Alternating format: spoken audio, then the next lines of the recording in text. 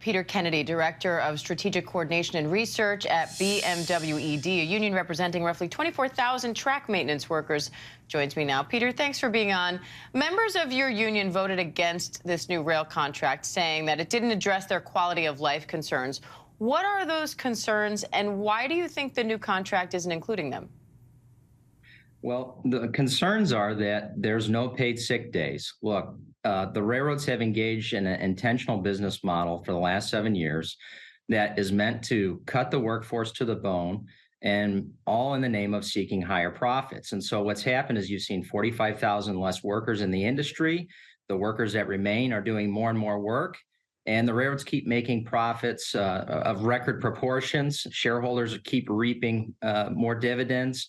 And meanwhile, the workers have worked through a pandemic, exposing themselves to harm's way without a raise in 3 years. And so when the members voted on this agreement and failed to ratify, it was because primarily that there was a lack of paid sick days, a lack of basic paid protections for them. So all we're asking for from the railroads is 1 penny of every dollar of their record profits to provide every single railroad in this country with paid sick days.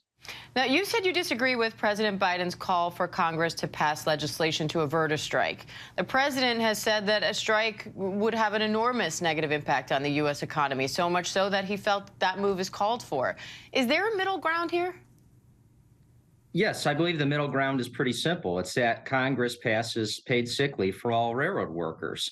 Look, if Congress believes that they have the duty and obligation to avert a national strike, to avoid supply chain disruption, then Congress is also duly obligated to provide those basic benefits that the workers would receive had they had their right to strike.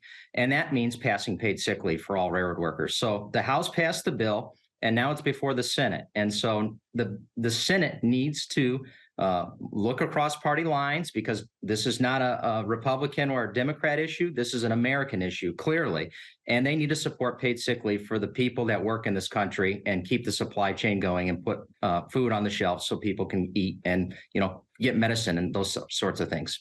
Now, President Biden has called himself the most union president ever and is generally considered pro-union. So does this affect that reputation for you? I believe that it's going to sit sorely for a while with many union members. I'm trying to look at this from the perspective of why he thinks or feels he had to do what he had to do. And I believe in his heart of hearts, he felt like this was the thing that he had to do, or this was the approach. But let's be very candid here. He would never had to have done this had the railroads been good actors and bargained in good faith. The railroads have a history and reputation of just being bad actors, period. And so, Congress would have never had to intervene. President Biden would have never made that public statement. We would have never had a presidential emergency board if the railroads were good actors here. All right, Peter Kennedy, we appreciate your time today. Thank you. Thank you. Hi, everyone. George Stephanopoulos here. Thanks for checking out the ABC News YouTube channel. If you'd like to get more videos, show highlights, and watch live event coverage, click on the right over here to subscribe to our channel. And don't forget to download the ABC News app for breaking news alerts. Thanks for watching.